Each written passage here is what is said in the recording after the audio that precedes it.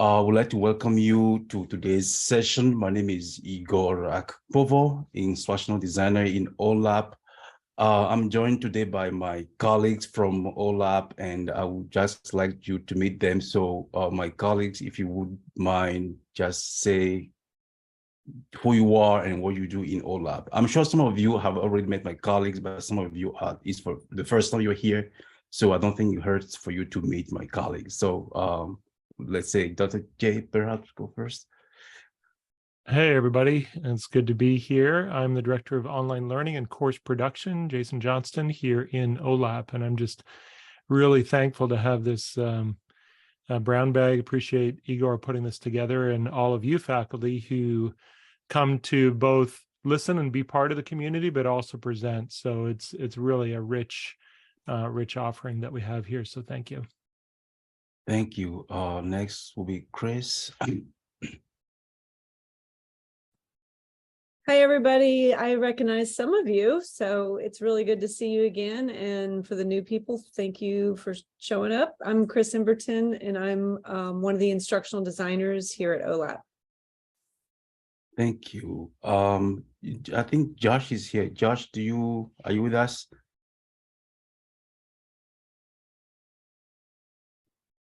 Yes, I'm here. Okay, we just hoping you would say a few words. Yeah, again, just to echo everyone's sentiments, appreciate everyone for attending. Really excited about today's topic. Thank you, Josh. Who else is here? Oh, Mark Nisler. Mark.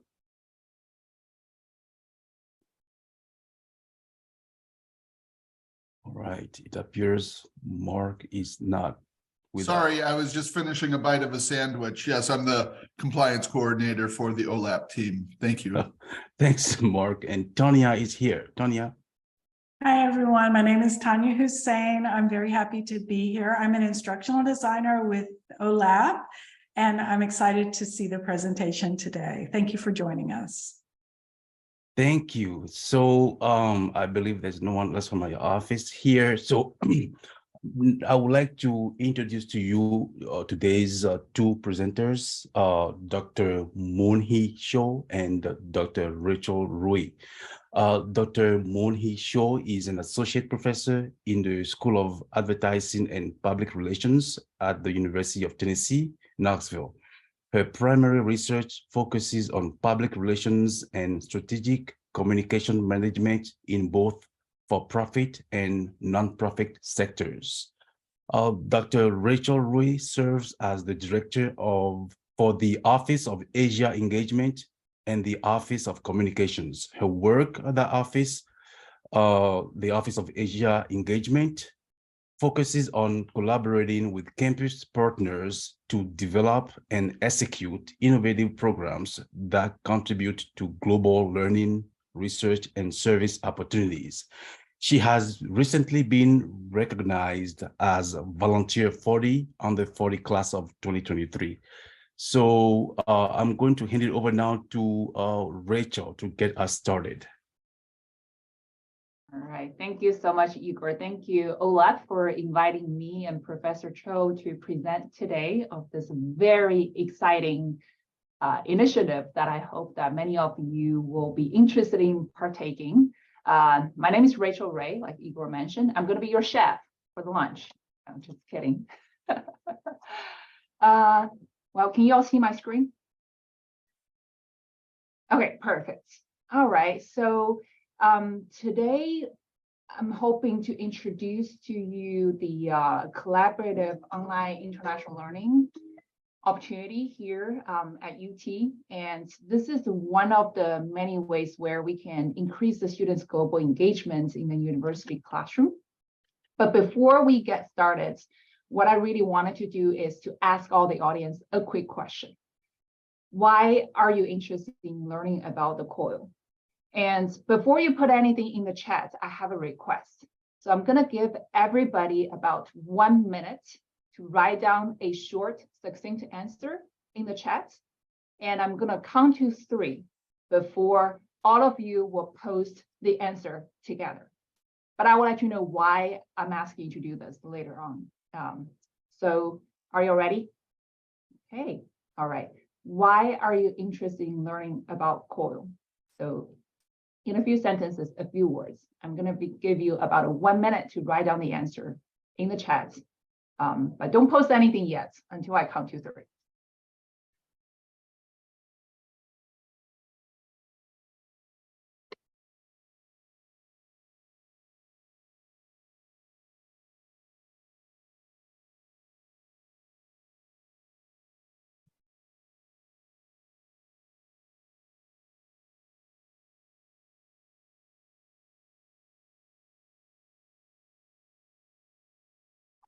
All right, 30 more seconds. Why are you interested in learning about COIL?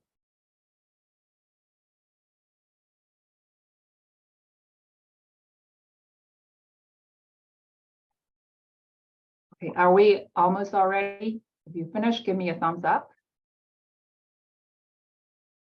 Okay. All right, on the count to 3. 1, 2, 3, post. Whoa. I always love this. So I'm going to read a couple of those. The best teacher I can, improve learning collaboration, keep an eye out for the opportunities. Yes, thank you, Chris from TLI. Continue to help transform the students, lifelong learners, looking for ways to improve student engagement, learning. And this is relatively new. Thank you, Rachel. Oh, I love this because I know nothing about it. That's the spirit. And Josh, exploration of cultures and more accessible. Yes. And technique, creating collaborative environments, engage more, bridge gaps. Oh, thank you, Kelly. And Mark, broaden the appeal to international students, how OLAP help intersect where online learning fits, learn about the methods. Jengen, good to see you. And Laura, thank you. You love global learning, interested in expanding. And also Adam, want to learn more how to support the HASM faculty. Thank you all so much. So I will explain later why we did what we did just now. But before we get into the COIL, I want to show you a few numbers. So a recent study has found that worldwide outbound physical mobility, which means students study abroad, worldwide, it's about 2%. And which means that about 98% of the students throughout their years in the university or in the colleges, they would not have the opportunity to have the mobility to study abroad. And what does the UT number look like? Pre-pandemic, we have about 4.3%. So we're slightly above the average. Pre-pandemic time, we're sending about 1,500 students to study abroad. And that's about 4.3% pre-pandemic population on campus. And you might be asking, coming out of the pandemic, what do we look like? In the coming year, we have about 1,200 students scheduled to study abroad among the 37,000 students. So we're looking at about 3.2%. Why this number matters? Keep looking. Going back. Another number I want to share is a recent Gallup survey in June of 2022 found that 8 out of 10 people are working hybrid or remote, which means that only 20% of them are fully on-site. Also, another study by AT&T found that hybrid work model is expected to grow from 42% in 2021 to 81% in 2024. So 81% of the people in the workforce are expected to have some kind of a hybrid work experience. Again, why these numbers matter? I'll keep you suspense and let's look at what COIL is. COIL stands for Collaborative Online International Learning, and the term combines the 4 essential dimensions of real virtual mobility. It is a collaborative exercise of teachers and students. It makes use of online technology and interaction. It has potential of international dimension. I say potential because sometimes when you see COIL, the I could also stand for intercultural. So it doesn't always have to happen across the sea, across the borders. Sometimes it could happen in United States, between university, colleges, different places. And the learning aspect is COIL is integrated into the learning process. So collaborative online international learning, it is a type of virtual exchange that brings together the students and faculty members from different countries to work together on the shared learning projects, discussions, or activities. And how does this happen? In a nutshell, it's usually an instructor shares a course developed in their culture. And in our case, it will be a faculty member here at UT, and you share one of the courses that you have already developed, an existing course. And then you share it with an instructor from another culture who has a course either in the same discipline, different discipline. Actually, interdisciplinary is happening a lot in the COIL world. And with this shared courses, you will implement some icebreakers during the classrooms. And after that, the students from both classes will work together in teams on collaborative projects over 5 to 8 weeks. And 5 to 8 weeks is a typical COIL, but also we have seen some COIL programs that's much shorter, only one assignment, a couple weeks, or much longer. It could take up the whole semester. It's very flexible, completely up to the faculty members who are collaborating with each other. Now, I'm saying that COIL is a type of virtual exchange. So not all virtual exchange are COIL. Now, what are some of the characteristics? What can we call a program a COIL? First, the COIL is a registered service mark marked by the SUNY system. So the word is actually coined more than 20 years ago when the virtual exchange was still something very innovative, not a lot of people know about. And the SUNY system started calling it a COIL and service marked it. So during the service mark process, one of the important feature and the character is that you can never charge student participants to participate in the COIL project. So if you want to use the name, make sure that you can never charge a student for that. And COIL projects typically involve 2 or more classes from different countries, each contributing their unique perspectives and expertise on a common learning objective. So for example, students from the US university might collaborate with the students from university in South Korea and create a joint project exploring the history and culture of their respective countries. So that's one. And then the second characteristic is COIL is usually embedded in the existing course. And that's the beauty of COIL, because we all know that how difficult it is to create a new course, have a new code, establish a new thing. But COIL could be as short as a couple weeks, as long as a semester, embedded in the credit-bearing course. So you have as faculty members, you have the flexibility to choose whether or not you wanted to incorporate COIL into an existing classroom. And like I mentioned, it's usually 5 to 8 weeks. It could be longer, it could be shorter, involves 2 or more classes. But in some cases, we have seen faculty members engaging partners from more than 2 different places, different countries. As long as it's contributing to your learning objectives, it's absolutely possible. It just takes a little bit more coordination. And then it can be done at any level, from the undergraduate level all the way to the PhD level. It can be done. And in some cases, I have also seen COIL courses which match an undergraduate class with a master level class. It really depends on how the 2 faculty members design the projects. Do the students have the prerequisite knowledge to participate and be effective team members in these assignments and projects? But it can definitely be done even across the different levels of the students. And also, one important aspect of COIL is it has a component of intentionally designed intercultural interactions. Because one of the main COIL learning objective is intercultural awareness. I know a lot of people say intercultural competency, but we don't expect the students to actually grow competency just after attending one COIL course. What we can do is through the multiple channels, multiple options, COIL being one of them, to help the students to develop the intercultural awareness so they can reflect on their experience and to grow the different perspectives. And also, finally, it could be in the same discipline or it could be interdisciplinary.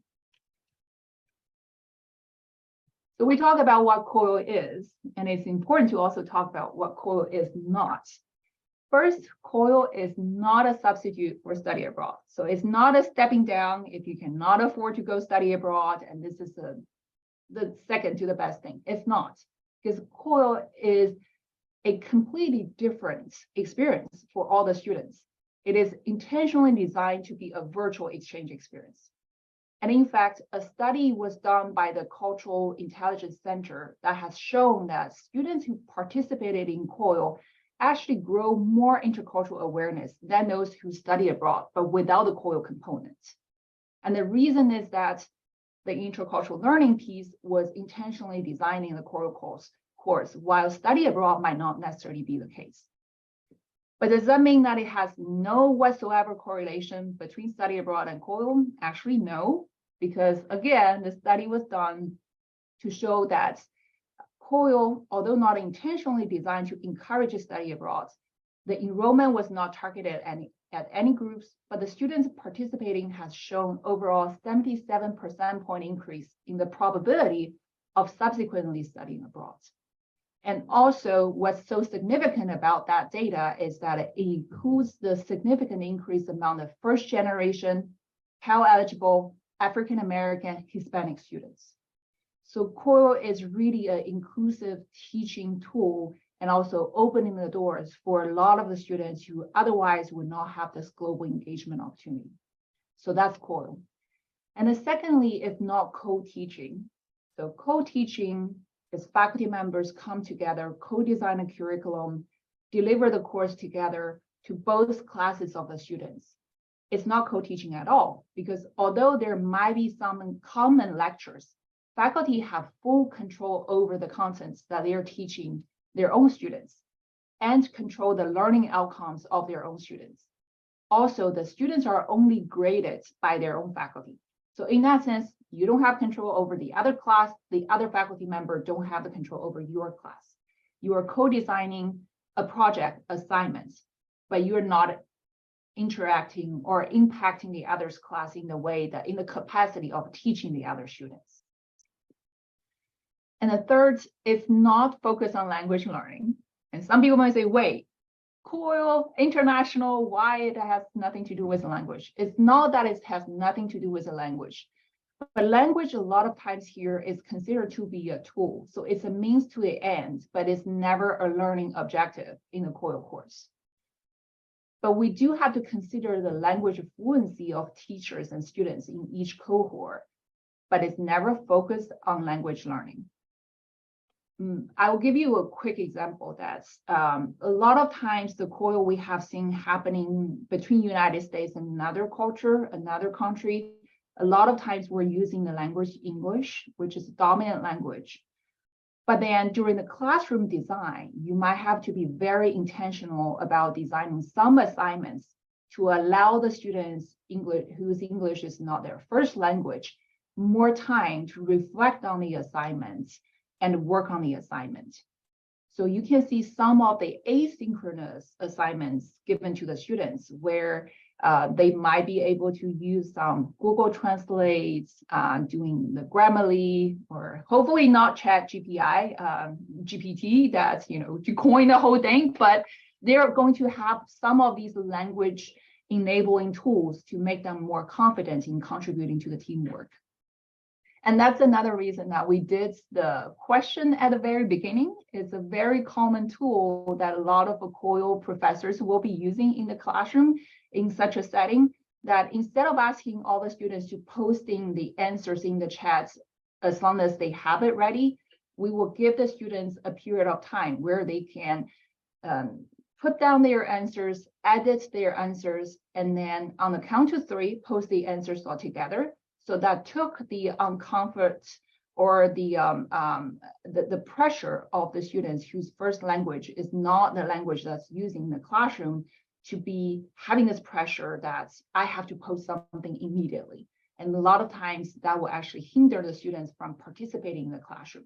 So that's why when we did the first question, why are you interested in learning about COIL? I asked everybody to coin the question, coin the answers, put down the answers, but do not hit the send. Let's send at the same time. So it's leveling the playing field for all the students in the classroom. And then finally, it's not an online course. I know that OLAP staff and the colleagues are not happy to hear why it's not an online course, but it has an important online component of it.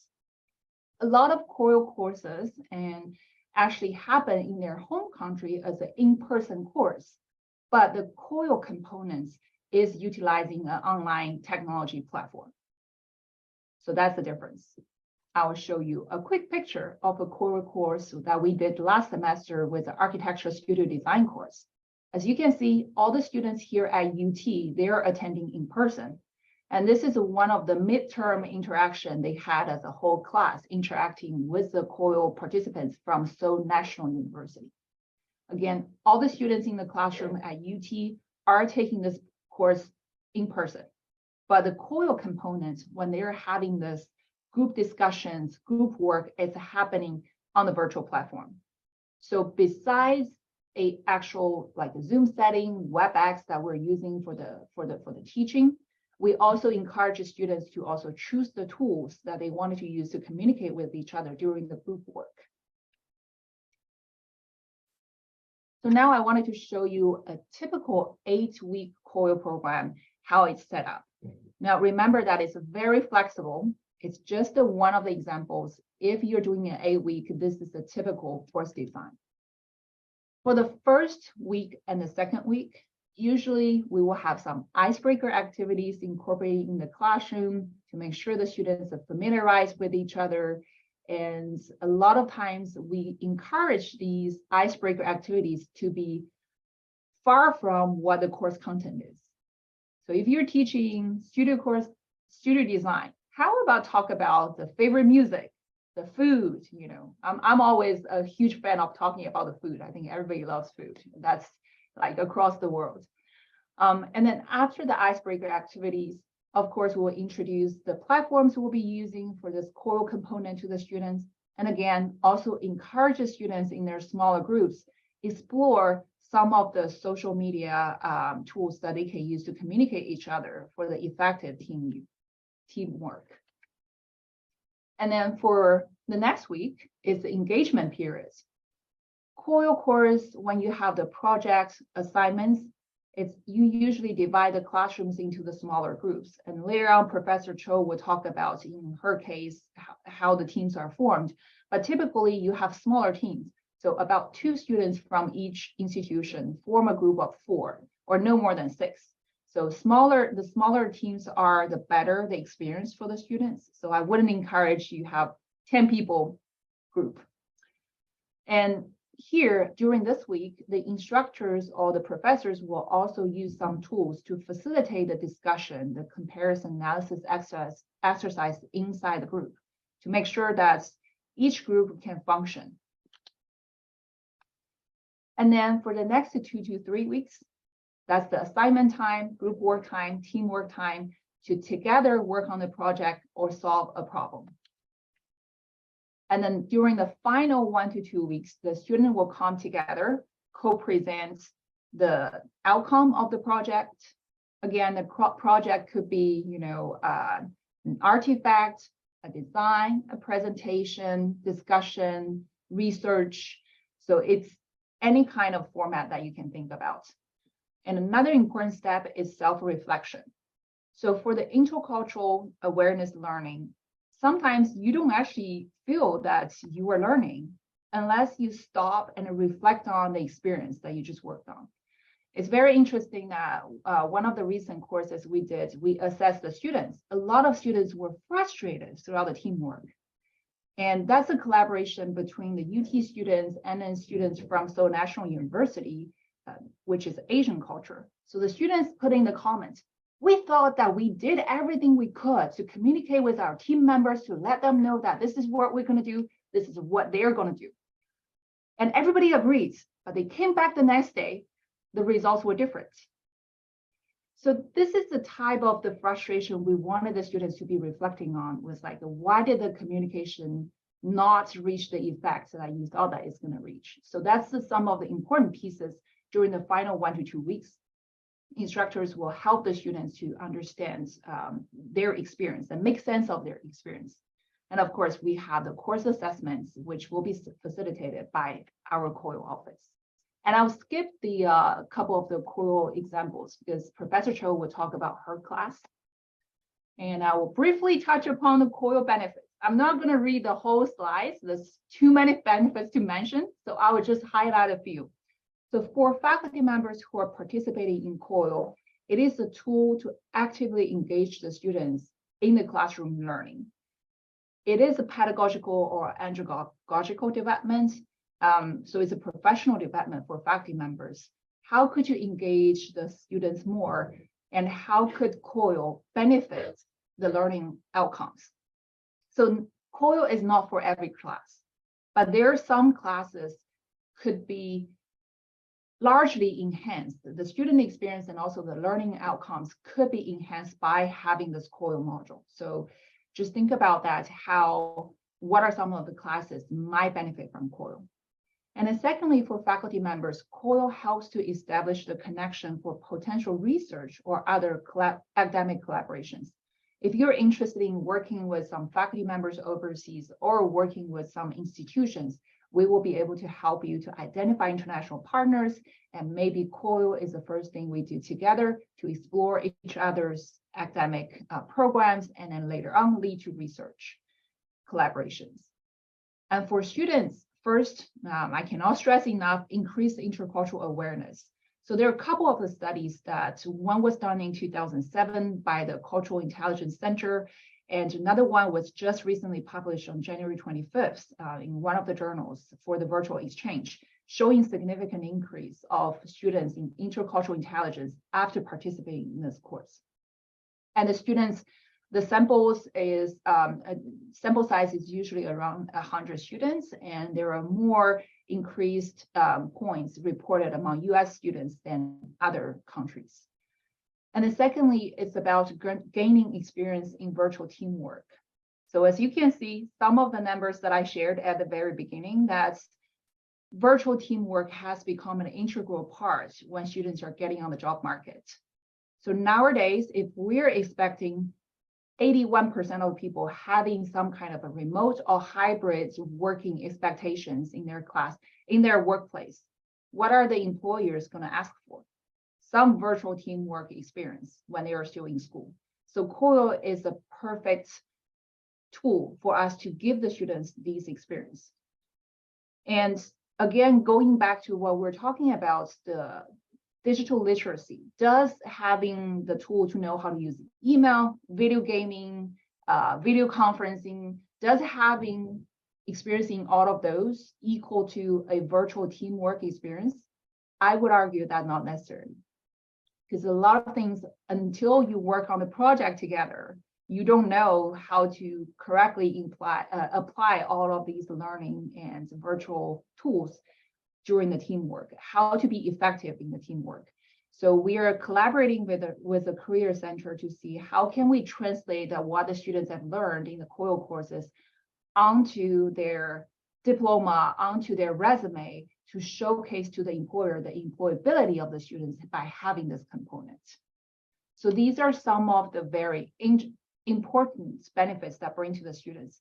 And finally, we have already touched upon that COIL is really a way to open the doors for all the students, provide this equality in the classroom, making sure that the students, doesn't matter economic, social status, they all have this opportunity to have this global learning experience in the classroom.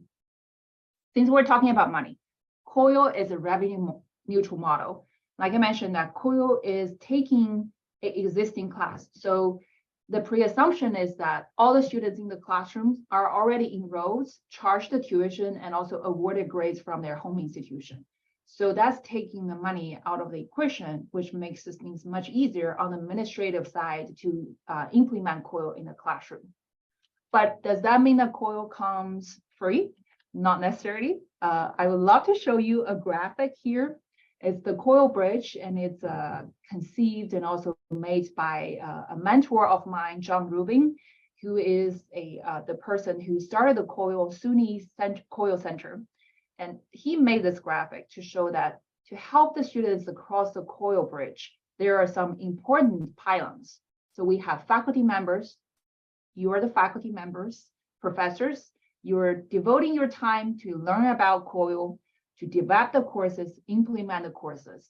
And we have the technology side. So our wonderful colleagues from OLAP, from OIT, from TLI will be helping the faculty members to take the COIL into the classroom.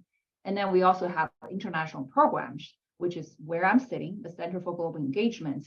We are normally responsible for identifying, coordinating the COIL courses with international partners, and also helping the faculty members to look at the intercultural competency, intercultural awareness part of this COIL module.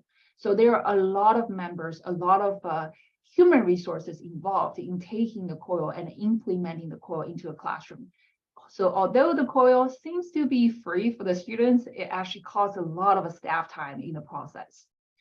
And also, as you can see, in the sea of monsters, the biggest one is the crab.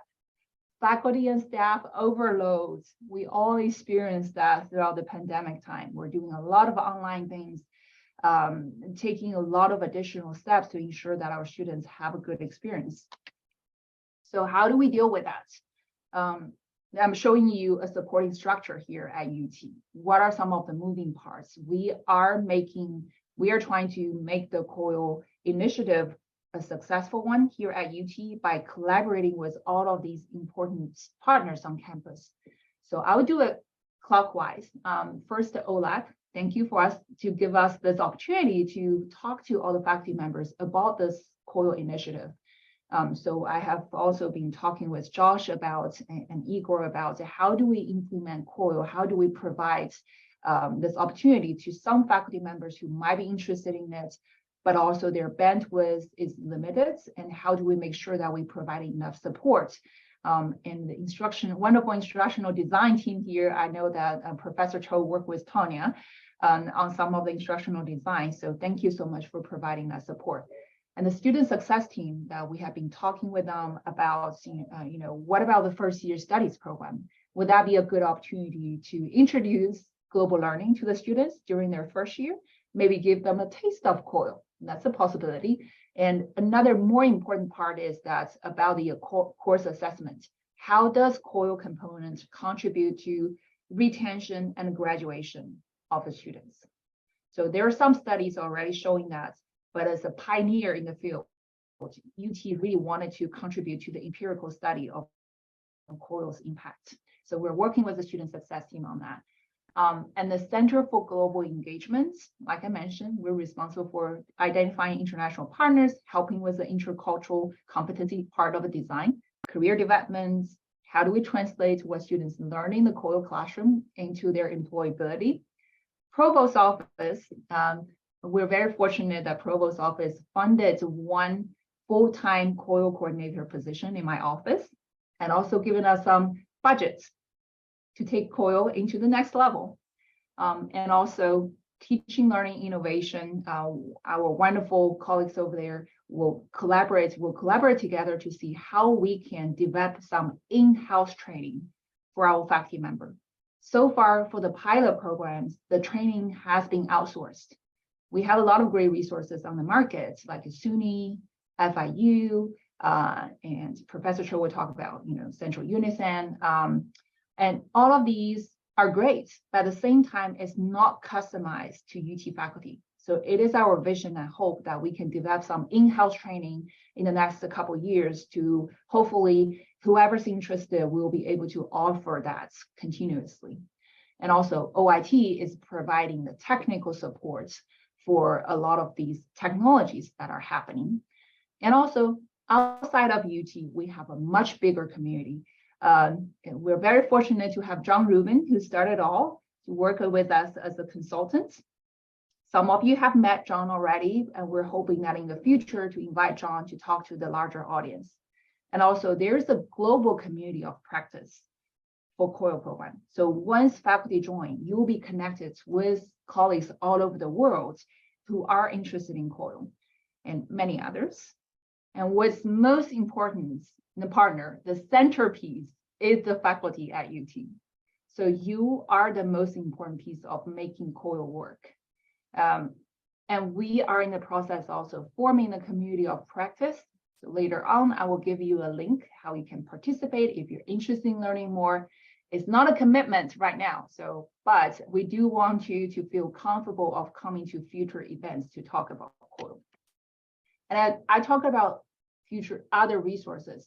We have the COIL Connect website. As you can see that these are the universities right now actively looking for partners, and you can actually see all of the courses they're offering. If you're interested in that, UT is a member, so we can help you to sort through these possible collaborations to identify the right one.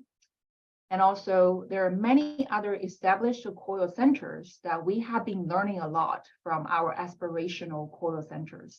So these are just some of the examples of that. And we have a lot of funding opportunities. One of the virtual exchange funding opportunities that established by the US government is the Stevens Initiative. It actually gives a lot of funding for virtual exchange that's happening across the United States. Also, our own UT Global Research Office, we have Global Catalyst grants that we give some seed grants for faculty to do innovative research and teaching. And we are constantly monitoring other grant announcements that has this virtual component in it. One of the recent one is a US-Japan collaboration grant opportunity that we can actually offer COIL through that.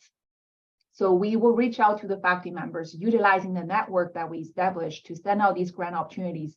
And you can treat our office as kind of like a central information hub, and we can connect you with all these different opportunities. And finally, the COIL initiative, through the provost office funding and support, we'll be able to give out some seed grants to help awards or establishing some COIL fellows and also some COIL pilot programs, as well as in the future, some COIL awards. Yeah, so I've spent enough time talking about the general things about COIL, and I now wanted to hand it over to Professor Cho to talk about specific case.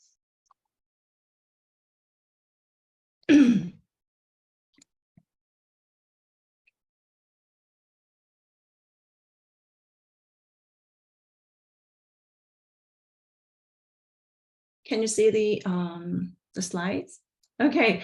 First of all, I'm so sorry that I'm really suffer from the allergy. So please bear with me, like with very weird voice and a cough occasionally. I am Moonhee Cho, an associate professor in the School of Tambra School of Advertising and Public Relations. I'm so honored to share the some of the examples or like the opportunity that I have with my class last year. And then as like many of you, I had really no chance to, no idea what COIL is until last year when Rachel introduced. I was like, okay, this is great opportunity, but I had to start from scratch. But yeah, this class, I chose this, the public relations case class. The main purpose of the class is to kind of facilitate a learning of the like strategic communication, especially in the from the public relations perspectives. So we cover lots of the topics related to the like public relations from the corporates and nonprofit organization with the different topics like sustainability, communication, etc. So I thought like this is great opportunity. And then yeah, many of our students once graduated, they will work as PR professionals and working with the many global companies and publics from the different cultures. So I thought like this is great opportunities. And then unfortunately, not many of my students have experience with the study abroad or even travel with other countries. And then because we are suffering from the pandemic at the time. So yeah, it was a really worth opportunities. So last year, I applied for the Central Asia University Partnership Grants programs to get the like 4 weeks training about COIL. This is funded by the Embassy of the United States of America in Tashkent, and it is administered by the American Council for the International Education. So they actually hire the one of the COIL, the facilitators who used to be in the SUNY systems. So she was our moderators to how to facilitate the learning opportunity with the chosen 20 faculty members. So we had a total of 10 faculty members from the United States and then 10 from the Central Asia to get to partner each other. And then we are encouraged to design some of the multidisciplinary courses, activities across the subject area that jointly address United Nations Sustainability Development Goals, UN SDGs. So this class, my class, mainly for the undergraduate students, with the juniors and senior students. And this course was matched with the Dr. Dina Member-Vivar's graduate course, like a master's students from the NUCAS states pedagogical institutions. So all of the students are the master level learning about the linguistic issues, and then some of the learning English as a second languages in Uzbekistan. And we are decided to choose the address about the SDG number 13, climate actions. So we actually, it was a little bit, we have a lot of challenges because we both are new to the COIL.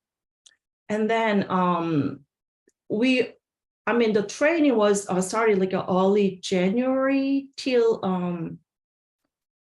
early February. That means we had no chance to learn our core partners until the semester before the semester starts. And we had no time to discuss what kind of activities we can come up with and what kind of commonalities we have. And then, even though her class mainly talked about lots of the linguistic issues, nothing related to the strategic communications. And it's from my students, why we have to connect with the students from the linguistic department. So lots of the frustrations was created in the beginning of semester, and it's just many of students are really frustrated, why we have to do this additional work, because they thought this is additional work, extra kind of burden during the coursework. So even some students, once I introduced these kind of the opportunities and a kind of plan in the beginning of the semesters, they had to switch to another section because they really wanted to avoid the kind of the unnecessary kind of burden during the semester. But so I ended up with the 18 students participating in this COIL project, and then Dr. Dina's class has 23 students. So in total, we have over 40 students working together, learning about the climate action. How can we address these climate actions in the publics in different cultures? So after completing this COIL, I have some kind of great opportunity to work with the TLI about the a scholarship for the learning. So I had a chance to jot down what I learned, what would be my reflections from these the collaborations, and what I can share with my the fellow UT faculty members. So I kind of create some the Canvas page, and then I can kind of show it later on with some tours and some of the examples that I have. But these are some, I'm gonna share some of some things that you have to consider before you implement the COILs. So it's always great to identify the goals and purpose and outcomes of this virtual engagement even before you decide to come up with the a COIL and partners. So but in my case, really hardly we have to improvise what we can do together, and then what we can make our students really release the burden from the extra uncertainty. So that was another kind of additional goals that we came up, try to make everything is smoother, and then try to be a little bit low key to understanding different cultures, how to communicate people from the different cultures, and then about this kind of subject matters. And then, yeah, we try to do a lot of the educational piece and the learning kind of cultural pieces as well. And then you have to think about like some of the communication channels. Because the partner and their university do not use the Canvas. So we decided to use the Google Classroom. I mean, OIT can help us to provide like some of the access to the Canvas.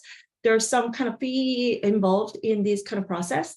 So, and given the limited time, we decided to go to like the free platforms like Google Classrooms, but we realized lots of the drawback using this kind of free channel, because there are lots of like restrictions to upload the documents or like share the comments, lots of the engagement was a little bit very like restricted.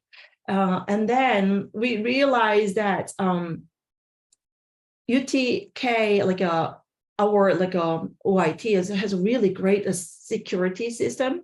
So many of the emails from the Uzbekistan was blocked, even though we exchanged the email in the beginning of the semester. But our students always complain, oh, we didn't get the emails from the students and the teams. So we had to find, like, we almost take more than like 3 weeks to identify what's the best way to communicate with the folks around there. So it's always better to share like private emails or Google emails before the collaboration starts, and then identify whether Zoom is comfortable with the, for the team meetings.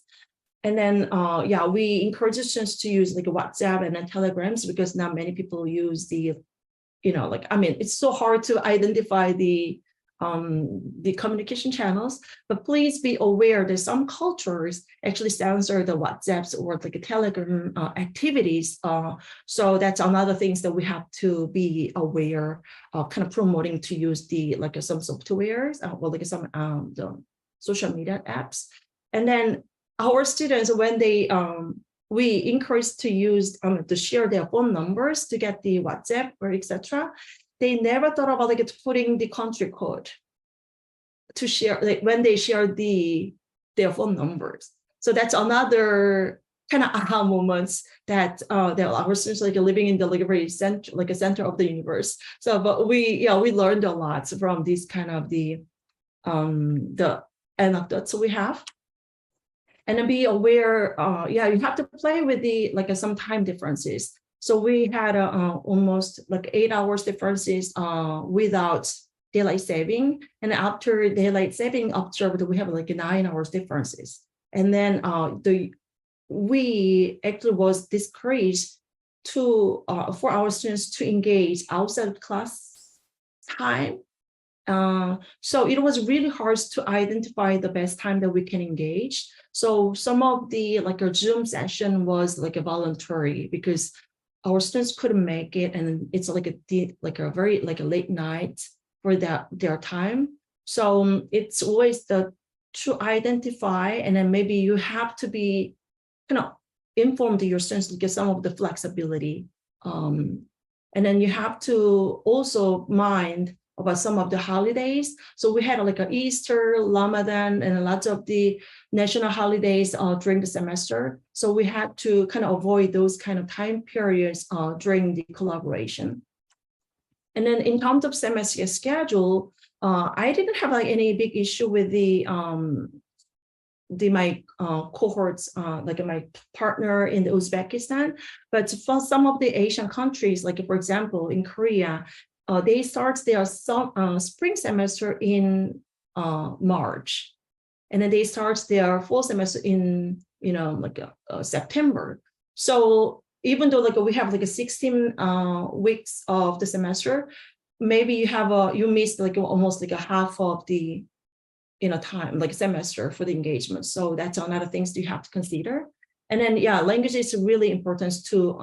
I mean, it's not like a learning English or learning language per se, but you have to identify what's the best way to communicate.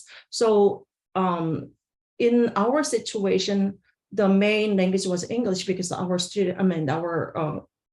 the partner universities students was like also English, like the linguistic majors.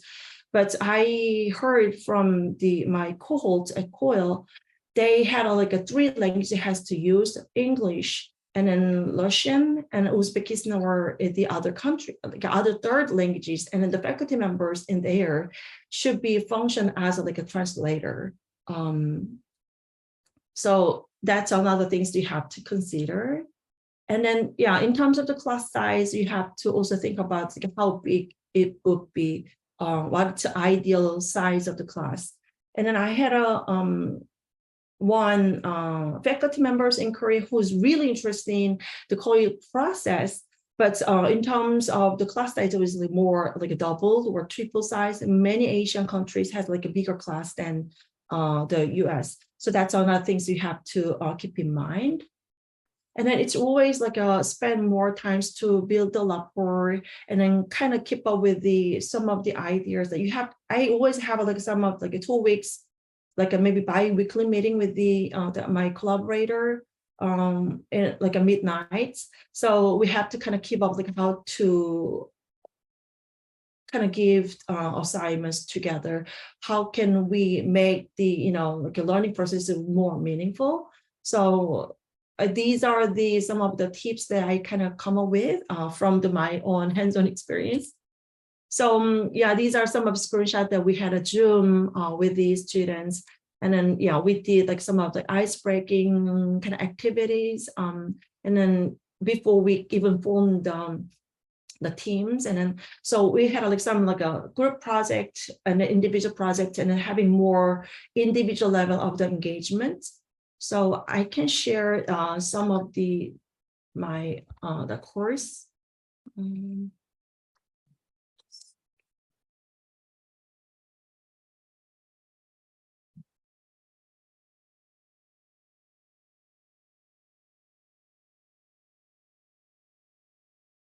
So I created like some Canvas page for to share our fellow UT faculty members who is interested in this COIL programs, but it's not published yet, but we are stay tuned with the more updates. So yeah, I kind of jot down what you have to think about, and then how I implement COIL, and then some of the examples how I kind of engage, or what kind of the engaged activities I have. I think we don't have enough times, but once you have, so like I can kind of share some of the examples. So yeah, group project, like I kind of like share like instructions and some of my reflection page here for every page. I think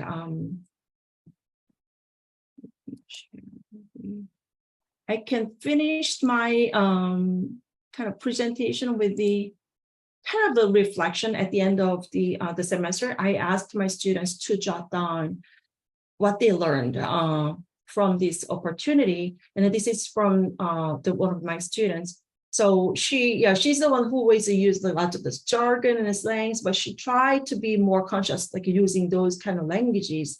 And she tried to be more slow down when speak. So that's a kind of like a learning process of like, oh yeah, how to engage with the students. And then some of the students actually mentioned that like they really love this opportunity because like they suffered from 2 years from COVID. So they really have no chance to study abroad or engaging with the people from different culture. So this COIL really fulfilled their kind of learning and their learning opportunities. And then this is the comment from the students from the partner university. So many of their students actually it's their first time to learn or communicate with people from the United States. So they really enjoy that kind of learning opportunities. And then even like they touched about, they learned about the environment issue, climate actions from the newspaper and so many things, but they never thought about from the different perspectives. So these are some of the tips or some of the reflection that we have. But given the limited time, I yeah, I can start my presentation, but I'm happy to share like a more my own experience after if you have. So Rachel, why don't you wrap up? Okay, sounds good. Igor, can you give me the option to share again? Just one final slide. Oh yeah, sure. Okay, thank you Please so go much. Hold on, let me bring up the slides. Okay, there you go. I'll share again. Yeah, so the next steps, I know that we have limited time today, so I do have a QR code. If you're interested in learning more about COIL, sign up and then we will add you to the email list. But you are on the email list anyways, because I'm going to ask Igor to send me all the participants today. So you can opt out if you get tired of the email from me. And then secondly, we are presenting again, me and Professor Cho, and also 3 other faculty members who have done COIL, and one of them is doing COIL this semester from Tom Brass School of PR Advertising. So we are sharing that again, March the 23rd, and my presentation will be minimal at the time. So this will be more of a discussion roundtable, forming smaller breakout rooms to really talk about faculty member experience. So that's on March 23rd. First 500 registrations, no registration fee. So that's one for TLI. And also questions, I have my email here, Professor Cho email right here, and I will end with a picture. So again, from the great John Rubin that I've been working with, my mentor on COIL, this is the map of the world that's upside down. We usually view the world the way, but it doesn't mean that it's the right way, right? We have the United States in the center. When we're viewing that, that's on the top. But if you look at the world upside down, where the Africa is in the center on the top, there's nothing wrong with it. It's just the different perspective of viewing the world. So that's what we're trying to do, and trying to provide this opportunity for different perspective to the students and also to the faculty members. So I hope that you can join us on this journey. And it's very exciting that I think we're going to establish a COIL office at UT and really having this initiative take this initiative to the next level. Thank you. Oh, sorry. That was another example I was going to give, but we ran out of time. So you have to come to the TLI session to hear why I put this car picture in it. Thank you, Rachel and Moon-hee. We have about 3 minutes left for questions and comments from the audience.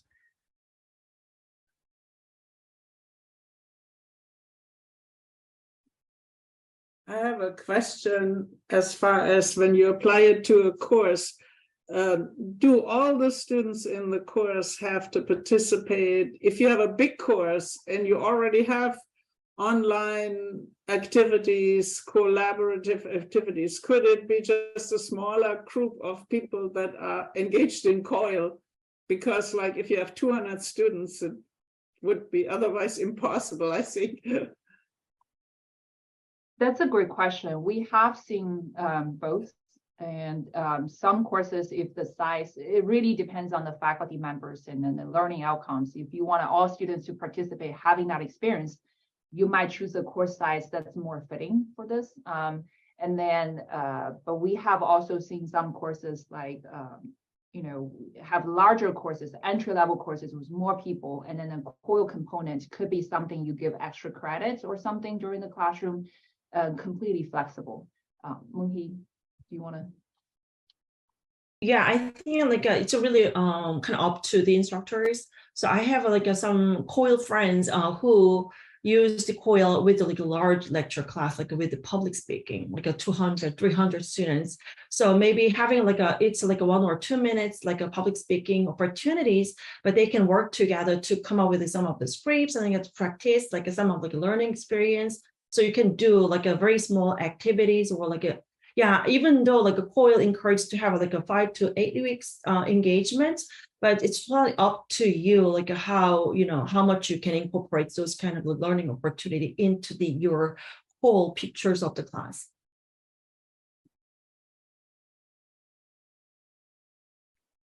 Thank you, Moon-hee and Rachel. Rachel shared the survey in the chat. If you're interested in learning more about COIL, please fill out that survey. It's about 1 o'clock. Thank you all for being here today. It was a great session. And we have another brown bag in 2 weeks on March 10th. We hope to see you again then. Thank you again. And you have a great weekend. Happy Big Orange Friday. Bye, y'all. Thank you. Thanks. Bye.